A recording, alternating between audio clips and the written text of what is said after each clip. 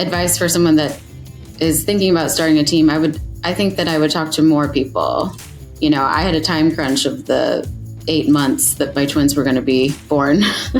Yeah. So I was definitely, but I would say take your time, and I would say talk to, at least a dozen team leaders, and how did they do it? What does their structure look like? What's their advice? What did they do right? What did they do wrong? And most people are willing to share that, I think, if you ask. But yeah, I think, culture is super important. That's the main sort of driver and what's kept my team intact. So those people from 2017 are still with me.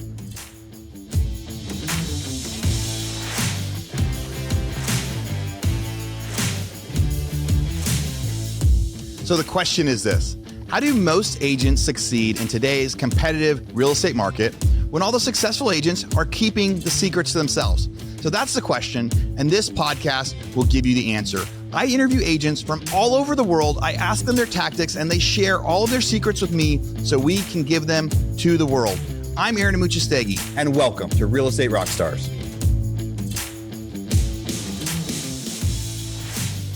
Real Estate Rockstars, this is Aaron Amuchastegui. Today I get to interview Amy Florida from St. Louis, Missouri. We've been emailing and chatting back and forth for a while we've been trying to figure out how we can get this thing scheduled. And finally, here we are. Good things come to those who wait. Amy, how's it going? So good, Aaron. Thank you so much. I'm glad we were able to do this. And I agree. It'll be worth a couple of reschedules. Worth a couple reschedules that were all my fault, for the record. No. So I was the one that had to keep changing everything, but now here we are. So what is it like up in St. Louis, Missouri? So we are just the bustling center of the Midwest. No coastal realty comparisons whatsoever. And there's all different sorts of things going on as far as real estate. We work primarily just residential, and I think just like fashion and economic trends in real estate, everything moves from the coast in. So I think we're finally feeling what, everyone else has been feeling the past year, if that makes sense. I was actually just looking up some of those stats this morning. I want to say St. Louis was one of the ones that I was looking at in my chart. Let me see if I can figure it out really quick. So median sales price in St. Louis, Missouri. What's the what county would that be? St. Louis County, St. Charles County are the ones that we work primarily in. I'll have to figure it out as we're going. For some reason, it's not coming up, but I was looking at it this morning for the market. But it looked like it was like just now you had still had year over year increases kind of happening. Year over year price appreciation happening. But I think right now, if I know right, you're just now settling into like year over year did not go up. It's not like falling, but the market is no longer like climbing year over year like it was. Today's price is the same price it was in April of last year. Right. Yeah. I mean, I could definitely say, in the 10 plus years that I've been doing it, this is, the more steady. So the past couple of years, it was something insane, 10 to 12% increases on value, which in Missouri, it's usually 3 to 4% yearly. So I think that we're going to see a little bit more leveling out, which obviously has implications for, not only our team, but just like the industry in general here. There's been some people falling out of the game, and it's starting to get tough again. Yeah. Yeah. So what's the average price point out there? I can certainly say, as a team, we're at about 320. So if you compare to California, we're 3 for the price of 1. Yeah. Great space for investments, I think, because of that. But also just like a really cool place to be able to own like a reasonable, beautiful property as a family. So that's why, I think it's a super cool place to be able to sell real estate. Obviously, we have luxury listings, and if you want to spend, $10 million, you certainly can. But as a regular earning person, or like I said, family, you really have the ability to own a decent sized property and feel like you're doing well in the world here. Yeah. That's great. That's a great middle price. If it around 320,000 is a pretty common price there, I think that's very attainable, especially if that's what you're getting. If most of the product is like that, you're going to have a good quality product at that median price that matches for a lot of families. And I think you're right. I think there's a lot of like central places in the U.S. that are kind of in the center, right? Like the coasts are certainly market leaders, and there are certain places like Phoenix, Arizona, that tend to be market leaders. So there's other cities that like see things faster than the inner part of the country. And so there's pros and cons to that as you guys get to research that. How big is your team now? So I have 7 agents, including myself, and then I've got a licensed director of sales, and then I have a separate transaction coordinator. Cool. So 9. Yeah. So right under 10 people on the team. And you have 7 active agents, then 2 other licensed people that help the other agents. Did I hear that right? Yeah. As far as admins, 1 is licensed. I have a licensed director of sales, and then I have an unlicensed transaction coordinator who does all the paperwork. None of my agents are allowed to touch paperwork because we're not good at it. Cool. Why do you set it up like that? So I think throughout my career, learning about strengths and weaknesses, it's been my experience that the good agents, the ones that can become, the A and B players and produce strongly, typically are not good at the back end almost at all. Allergic to CRMs, and the paperwork's going to be messed up. So it's much, to my favor as a team leader, but then also, in their favor.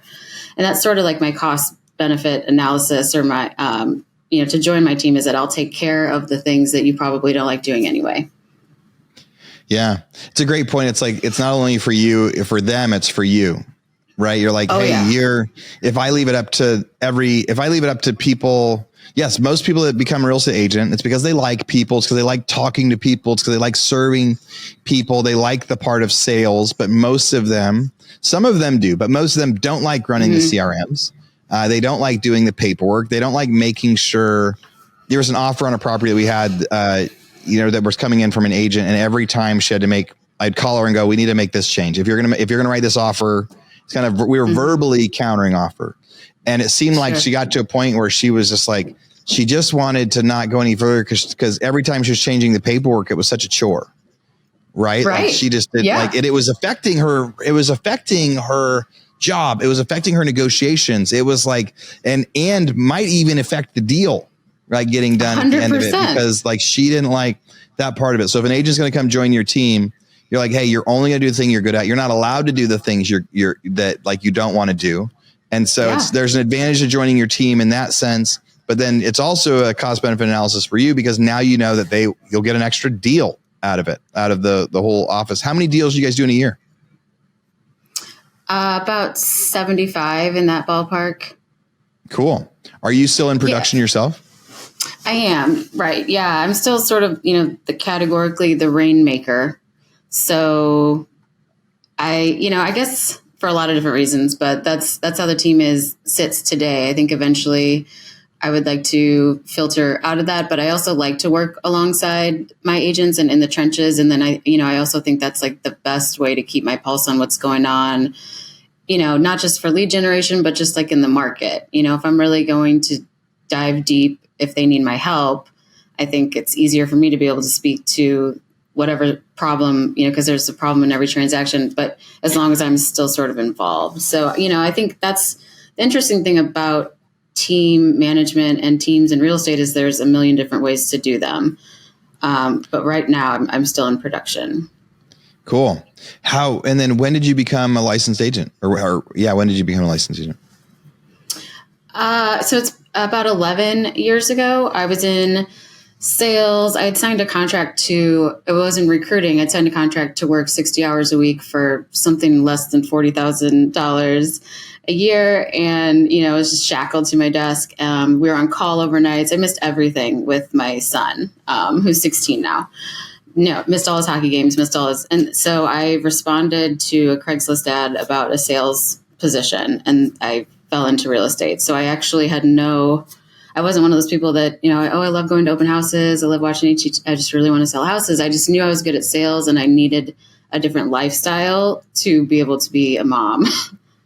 So you needed a more higher paying career that would let you be a mom. So you were like, so it was more like you were searching out there, like what works for my lifestyle. You're looking at different job ads and stuff. And this was like, okay, that could work for my lifestyle. What was that first year like? So then you get licensed, and you said you were a young mom at the time, or a new mom at the time. Yeah. I had an 8-year-old. I just had one. And my first year, I think I have a unique experience that it was sort of fast tracked. So I only interviewed with one real estate company, and they said, hey, listen, we'll give you a draw. If you do everything that we say, you'll make 6 figures in your first year. And who's going to say no to that? So that's exactly what happened. So, I came in every day at 9 a.m. and pounded the phones, and I followed, the guys on their appointments. I said yes to everything, worked, every day. It was not probably that 60-hour block that I was doing, but I was definitely working every day, all day, with the ability to pop into my son's Halloween party. So it's like, now knowing what I know and talking to other, partners in real estate, I think my experience was unique. But I also think it's interesting because I had no other frame of reference. I just, that's what these guys told me. And I was like, I'm in.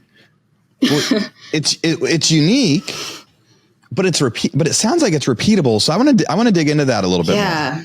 Right. So because I've heard of that, right? I've heard of people saying like, hey, you're the right fit. Hey, we need you. But giving somebody draws at the very beginning in real estate is a risk, and it's definitely a risk, because one, you have to know the person is going to be kind of worth it, but they also have to know that they have a very effective plan that it's going to work out.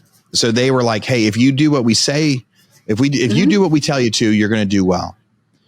So what did they tell you to do? Right. So and I think that there's a lot of people right now that are trying to grow teams that are like, okay, in theory, is that possible? Like, how did they know? And what was that launching off point where they knew you would be successful? So you were so tell me about like your average day at the office. So like, what was your first week like? What was your average day at the office, and how long until you got your first deal that was just yours? So, daily, it was, looking back, it was they were building repeatable habits and time blocking. So every day at the office at 9 a.m. and we're making calls. So working on only new business for the first 2 hours. We could not address inspection notice. We could not, talk about amendments. We couldn't talk about negotiations from yesterday's showings, things like that. So only new business for the first 2 hours, drilled into our heads. That's all we could do. And then ideally, we always took a break, for lunch. And then, ideally, then we would have appointments throughout the afternoon and evening. And that was, Monday through Friday. They made me take a day off during the week because they realized I wasn't going to take a day off unless they made me. But yeah, looking back, I think it was building all the things that, all the real estate coaches are going to tell us what to do anyway. And to your point, it's absolutely something that's repeatable and scalable, and that, we could be cranking this out all day long. But I think only in the right environment and only with the right individual, and like that amount of grit and the person, it's skill set, I suppose, but I also just think it's grit. I think it's someone that's gonna hustle and gonna not fail. Yeah. There was no choice, that was, it was risky again in retrospect, but I never thought of like, what if this doesn't work out? So first 2 hours of the day was just new prospecting. So they were like, you got going, getting new people into our database, and or however you were going to look at it, but it was just prospecting new people. So with that, did they give you a list and say, start dialing, or did they say, did they tell you, go run an export on expired listing? Like, how did you know who to call, and how did you know what to say? So we ran, through Boomtown, just a website, or at the time you Google pay-per-click leads, and Realtor.com and Zillow leads. And so we would log in and they just follow the CRM prompts would be, and when there wasn't just, and so often it would just be, hi, Tom Smith, this is Amy, Florida. And I saw that you looked at 123 Main Street. I'll be in the area on Thursday at 4 p.m. I wanted to see if you could, if you'd like to meet me there. So setting up appointments. I learned how to do that just listening. It really just took probably a week of listening to my mentor on the phone, just him pound the phones. Just by sitting next to him and hearing him make the calls. Yeah. Yeah. And then more frighteningly, having him listen to me, I think that's something that new people, there's nothing more terrifying. But, how do you get better? And again, at the time, I came from a position where I was cold calling, just not warm, cold calling everyone with a nursing license in the state of Missouri. So they didn't ask for a new job. They didn't click on anything online. So these calls were warm. It was at least someone who had clicked to see more photos, or they clicked on 123 Main Street through Zillow and wanted, they're in front of a computer looking at houses. So to me, I was like, this is great. I have some context. And then, before I picked up the phone every day, I would say they need my help. And that seemed to work. Even if they don't know it. That's like when we're calling foreclosure leads and bankruptcy leads, and like people that are about to like lose their houses. We're like, they need our help because some of them are going to hang up and cuss you out. But I guess a warm lead, it's less likely. So you would show up, your company or your team had set up a database, and they were paying for leads to where these warm leads would come in, and they weren't necessarily hot leads, but they were like people that were shopping. Like the example of the lead where like somebody clicked on pictures of a house and wanted more information. Right. They could be 10 years away from buying a house, or they could be quick, but at least they like had an interest in real estate. You were able to use that, make the calls. There wasn't really a script, but you got to hear the script. And what was the commission splits back then? 50-50. I had to pay back my draw, and that took 6 months. And then I did start, my first check was to me at the time, ginormous.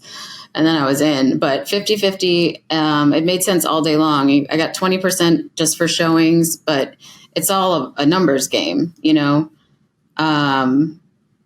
I was getting recruited, eventually, after the first year, and they're like, oh, I'll give you 80 or 90, all these percentages. But looking back like that, it would still make sense for me. Well, today. It's a good split. I was curious because there's this difference between like join a team or join a brokerage that gives you a place to hang your office and a desk, or join your team and a brokerage that provides training and no leads. But these guys were so confident. They were like, come in. We know you're going to make money. We're so confident we'll pay you to come in. And that's because they had really set up this system where like, no, we've got a system that works. We're requiring it. The leads are there. The system's there. She's going to succeed. And so a 50-50 split, I think there's people out there listening right now that are trying to figure out what their split should be as a team leader based on what they're giving. And so I think it's really great to say like, no, they made you a promise that they kept, which was like a dream come true. Like dream come true. I can make $100,000 a year. Cool. Like splits was not what you were caring about, especially with the way that had started. And so, I think that and then later, you have all sorts of people who are like, oh, well, now that you know how to do everything, Amy, why don't you come work? Why don't you come work for us instead? And we'll let you keep more of it because you've already been trained. Right. Yes. So what, what year was that? So that 2012 is when I started. Cool. So 2012 is when you started. It's a good time to come into real estate, I think. Like prices had kind of like bottomed out and were starting to come back up. The St. Louis probably wasn't too busy of an area at the time, but so it wasn't like a lot of volume going on. Like real estate wasn't really exciting back then. It was just a need, right? It wasn't that prices were going up or down or anything was like making people want to buy houses. It was just like a need. So if people needed to move, they would buy a house. Yeah, I mean, I think we were close enough to when the market had crashed that most people thought I was crazy for getting into it. But it was my best case scenario that I knew nothing about real estate. So I was like, let's give it a whirl. So how many deals did you do that first year? I ended up selling $8 million of real estate. So I don't remember what that, 25, something like that. Yeah, at an average price of $330. All right. So then what was your growth since then? So that was your first year. How how has your career progressed? I mean, it's been, it's going up and up, and then it would have been, I eventually did leave the team for one of those different, recruitment, someone, telling me that, I'm going to get a larger portion of the split, and then realizing that I didn't even know how to put a listing into the MLS. But I eventually figured that out. And then I had twins, and that sort of propelled me into a space that I could either, put the brakes on my career and restart it over in a year and a half, or I could start to leverage, buyer's agents, boots on the ground, so that I could continue to do the work that I wanted to do. What I didn't want to do is have, growing a family or having twins, change the trajectory of my career, because I was going up. And so even though that seemed like a lot to do in retrospect at the time, I started a team when I had twin babies. Hey guys, a quick commercial break here, but don't worry, this one is only going to run for the next 2 or 3 episodes. I talk so much about the mastermind. It's one of my passions, getting everybody to come hang out in Austin, where I get to meet you guys. Well, we just had it, a few weeks ago, and we decided for next year we were going to do pre-sales. We're only selling 70 tickets total for the whole country, and that way we keep it nice and small, where everybody meets everybody, and at the end of it, it's like a big giant family. Well, we put out the pre-sales last week, and during the pre-sales, we sold more than 60 tickets. So there's less than 10 spots left. 10 spots left if you want to join us for the mastermind for next year. We're putting the date so far out there, you've got no excuses to be able to know that the date works. You can put it in your calendar now. And we also set up a payment plan for people to break it up into 4 easy payments. So if you're one of those people that have thought about going to the mastermind, have never pulled the trigger, now's the time. And it's for March for next year. But you got to go sign up now if you want that spot. I don't like selling. I don't like advertising. So we figured we would knock it out quickly. We'd knock it out this first couple weeks in April for next year. So instead of working on that, we're going to focus on value. If you do join the mastermind, you get to be join part of our private Facebook group, where we do monthly Zoom calls, where we do tactics. On those calls, they're really small. There's like between 10 and 20 people on those. So you get to ask lots of questions and learn from experts. So if you are interested in signing up, go to realestaterockstarsnetwork.com/mastermind, realestaterockstarsnetwork.com/mastermind. Go lock in your ticket. We have less than 10 spots left. You can break it up into 4 payments, so that way it is much easier to be sure to join. And I promise you, it is the least expensive mastermind out there for the type of stuff that we're doing. The GoBundance masterminds that I talk about that I'm a part of cost 5 times what we do for this, and I try to deliver twice as much value. All right, back to the podcast. So you were busy, your career was going, now you had twins, and you're like, wow, I don't have the time that I had before, or I don't have the schedule that I had before, but I don't want to lose momentum. So it's a little different. It's like, I think a lot of people start a team because they're growing so much, like, okay, I'm going to start a team next. And it was almost, necessities may be the wrong word, but you were like, how can I keep going? And you're like, I can keep going with help. So how did you set up? Yeah. How did you structure that at the beginning? And I also think about it as how you did it, and how would your advice be different for people right now? If somebody out there is like, hey, I'm starting to get too busy for whatever reason, I don't want to lose out on opportunity. I want to start a team. So how did you specifically do your transition, and how would you have done it different? I just used, at the brokerage at the time, had a team, and I just used their blueprint, pulling a little bit from my training. I think if I would have done it differently, I would have probably even pulled more from my training, because, that was obviously a proven replicatable system that made me into an agent.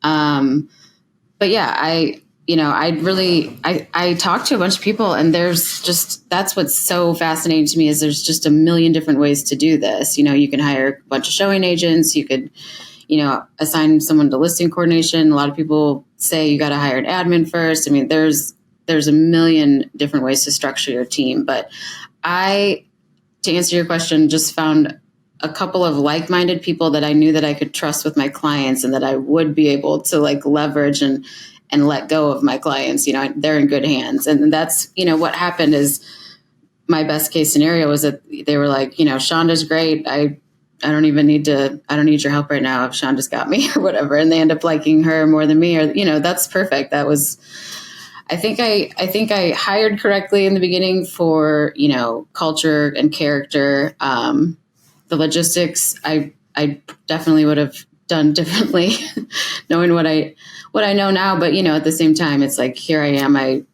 You don't want to look back and wish for something different, but advice for someone that is thinking about starting a team, I think that I would talk to more people. I had a time crunch of the 8 months that my twins were going to be born. Yeah. So I was definitely, but I would say take your time, and I would say talk to, at least a dozen team leaders, and how did they do it? What does their structure look like? What's their advice? What did they do right? What did they do wrong? And most people are willing to share that, I think, if you ask. But yeah, I think, culture is super important. That's the main sort of driver and what's kept my team intact. So those people from 2017 are still with me. How do you onboard new team members now? And are you growing your team right now? And if you are, like, what's it like for them when they're first getting started? Do you assign them to a person? Is it like it was for you when you started? It's like come in and start dialing. Like, what's it like if somebody comes and starts to do today? So today they start shadowing. So I do more of like really making sure that they understand the way that I do it, or the way that I want it done, and also just understand what on earth the job is, because they're not leaving their real estate test knowing anything at all of what the job is. So shadowing is a huge part of like the first 60 days in their training, and then learning all of our back end systems. But that's, looking back to me, that's where I felt like I learned the most, was actually watching someone have these conversations in the St. Louis basements about all the issues that there were, during showings. And then, so that's my huge belief, is that that's still the best way. I don't have them come in, to answer your question, every day at 9, and sort of try to meet people where they're at. So as much as I do think that I could crank out, more, replicatable folks like me, I haven't come across a ton of those, with the amount of people that I interview or that want to work on a team as opposed to maybe be a solo agent, seem to lend a little bit more to maybe they don't want to be the $20 million producers. Yeah. Yeah, they don't have quite the same goals to start with. They're not dreaming as big as you were dreaming, and so then seeing somebody that really wants to put the work in. What do you do for leads today? Where are you getting most of your personal leads, or your team? Well, obviously referral and SOI is important, but I have a geographical farm that I've been working for like 7, 8 years, Easter egg hunts every year, Halloween house decorating contests. I lived there, and I think that helped. And then we also do some Zillow lead generation. But I mean, historically, if you look at our numbers, it is the doing a good job for people and having that be replicatable. So the sphere of influence, past clients, is still the biggest. So, and when you pay for leads through like Zillow or other places, are you doing it just in that geography that you're also marketing, or do you expand that part?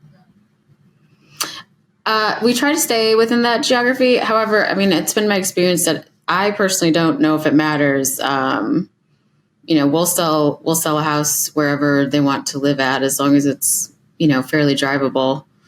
But yeah, we try to keep it around our geographical farm. Becoming like a local specialist, I think there's value in that, and try the name recognition in a couple of zip codes has been valuable for me. Yeah, I think setting up the geographical farm it's a unique strategy. It's a unique strategy to have it be one of the main ones. I don't talk to a whole lot of people that do it that way, but I get postcards, once a month in my neighborhood. That's from somebody that says, "Hey, I live in your neighborhood, and this is the deal that I sold last month, and they don't have my name on it, right? They have resident. And so that's the idea of a geographical farm, is somebody saying, this is where I want to do business. And then Bill, one of the guys that comes to our mastermind in Austin, he's part of our community online. He was telling a lot of the group about that he does geographical farming, where he takes these giant areas, and sometimes it's the whole city or the zip code, but it's taking these giant areas and just marketing the heck out of those with mailers, with letters, with like just this name recognition. That's like the other part of the numbers game, where I think it's easier to play that numbers game in higher priced markets, because you only need to get, one deal out of every, 10,000 letters that you send, right? One prospect out of 10,000 letters that you send. But he wants to be known as like, it's almost like the unofficial mayor of his area. He wants to be known as the real estate guy in his area. So you have a geographical farming target. And then what are you doing there? So you mentioned that you do some events. So tell us about those events. And then do you do postcards, letters? How often, if somebody wanted to do this where they live and they're like, I should start geographical, that sounds good, but what does that really mean? What's the blueprint you would tell them? I would tell them, for me, it was tangible and doable, because I kept it small. I had a mixed residential geographical farm that I lived in. I had already lived in when I got into real estate, and I continued to live in. So townhomes, condos, and single family homes. So in a way that made it perfect, because it was transitory. Like, people didn't stay long in these condos and townhomes and things like that. They start a condo, they go to a townhome, they upgrade to a house. Yeah, right. So, the movement, numbers wise, I think there's a percentage of movement that you should have if you're researching. Those numbers were on target, but also I happen to live there. I think if I were to give someone advice, it would be that you have to know that it's a long game. So if you do something for 3 to 6 months and you don't have a listing and you back out, then you've completely wasted 3 to 6 months, and you should have been calling expireds or something like that. So I knew that it was going to take a minute. Luckily I already knew a lot of people in the farm. And to be honest with you, I didn't do any mailers or postcards for the first couple of years. So I worked with what I had. Like, they had a dog park. So I called a local dog bakery and let's have a dog party, like a dog park party, and we can do pictures. And it was events. So that was my main thing, was of being like an event coordinator. So I bought a little free library. I don't, what those are, where you see them by playgrounds. They just stick. Yeah, like the little spot on the corner where you put a book in, pull a book out. Absolutely. So I did that, and to this day it says, sponsored by your neighborhood realtor, Amy, Florida. And I had a ribbon cutting and a grand opening and a snow cone truck, and people now they're listening, and it's on the community Facebook page, sponsored by me. But it was very not salesy. And that's what I wonder if me not doing all of the typical real estate activities with the postcards and stuff, I wonder if that made a difference, because I was more like, listen, I'm a mom. I live in your community. I want there to be block parties and dog parties and Easter egg hunts, and I'm going to do it. I had nothing to lose. So, they were doing dumpster days. I would say, well, then let's do donuts and dumpster days. And I would sit up at the clubhouse and I would provide the donuts, and that was all the people that live there, and they're all coming. And like, what a perfect way to just have conversations with people. And again, it wasn't like, hey, are you living in your dream home? And how long are you going to stay? It was just like, I'm Amy. How are you doing? And tell me about your, just like knowing people. So there's some sort of event that was bringing people together in the community already. So you would say, like, how do I just kind of tie onto this? And not expensive ones, not like buying an expensive booth somewhere. How difficult is it to put on an Easter egg hunt? That sounds like a pretty big effort of like community building. Yeah. The past couple of years we have been like, whew, like, right before we're like, okay, we're going to do this. And we always do, but it is, I would compare it to like a small wedding, the effort that is involved in going up to it. And then for the 7 minutes that those kids are doing, it's very disproportionate, the amount of work that goes into it based on the time. But it's 100% worth it every single time. I don't know if it's measurable, like every, month after Easter, I get a listing, but it's name recognition. It's oh my gosh, thanks, Amy. That was so cool. And I want to believe it. At least it's getting me some at bats. And when I can get those, I typically can get the listing too. So, I mean, it's worth every single minute that I have spent filling those damn eggs. So if somebody wants, so if you're doing an Easter thing, right? Like, yeah. So how much or how little did you sell during that? Is it like you come on with the microphone and say, thanks for coming. I'm Amy, Florida. I'm your neighborhood agent, and you move on? Is it a sticker or a sign somewhere? Are you trying to capture emails and phone numbers? Like, how aggressive of an outreach? So, and I guess the same for all your events, right? Like, we sell foreclosure lists, and when people come to the courthouse, our goal is to get their name, their number, their email, right? We're trying to get that contact, throw it into our CRM. We're very aggressive at that when we're trying to get those customers. So I'd be curious of what level of aggressiveness are you for trying to like capture? Again, is it just name recognition? Or are you trying to get people added in the database?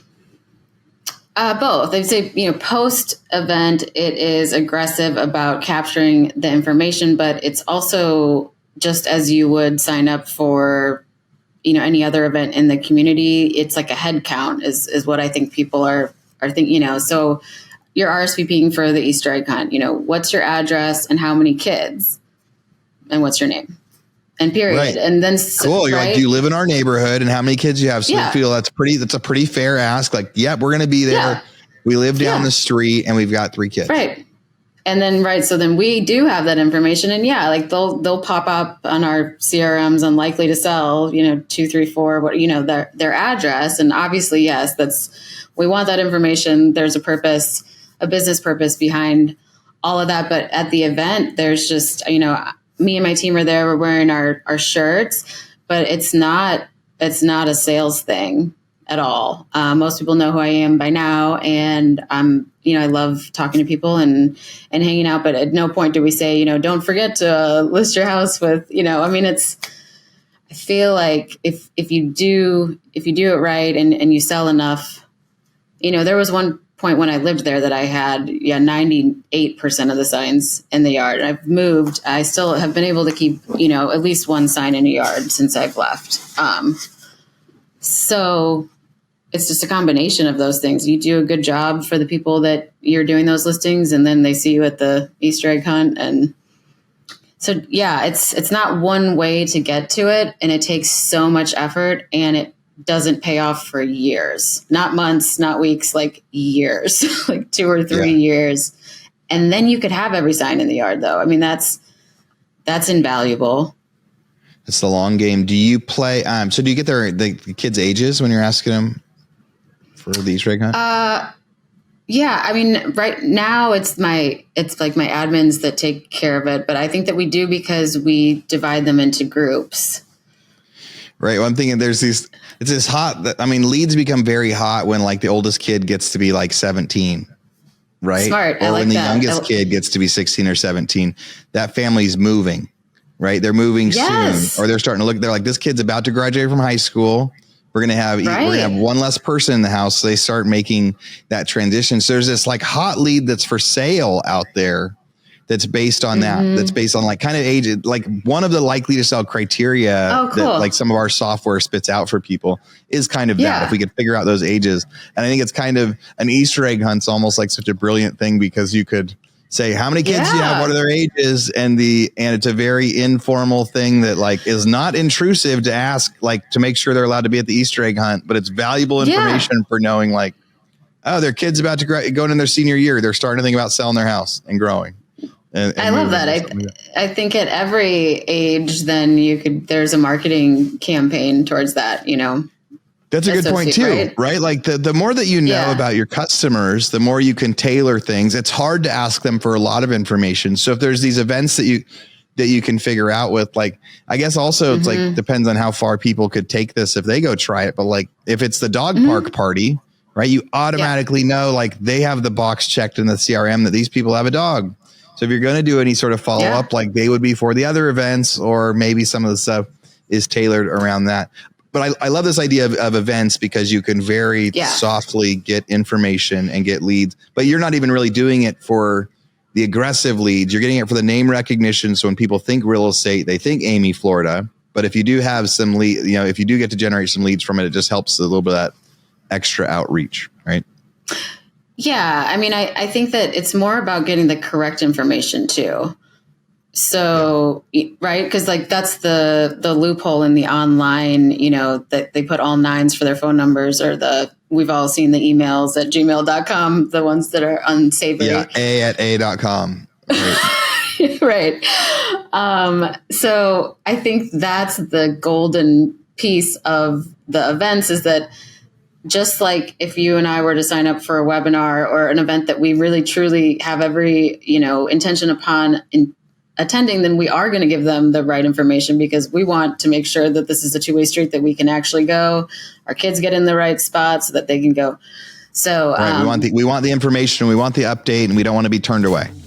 Hey, Real Estate Rockstars, we only have a few minutes left in this episode, but before we get to the grand finale, I just wanted to say, as always, thank you for listening. Podcasts are obviously free. You don't have to pay to listen to the podcast, but if you could pay one thing, if I could charge you one thing to listen to this podcast, what I would ask you to do is go, please make a review.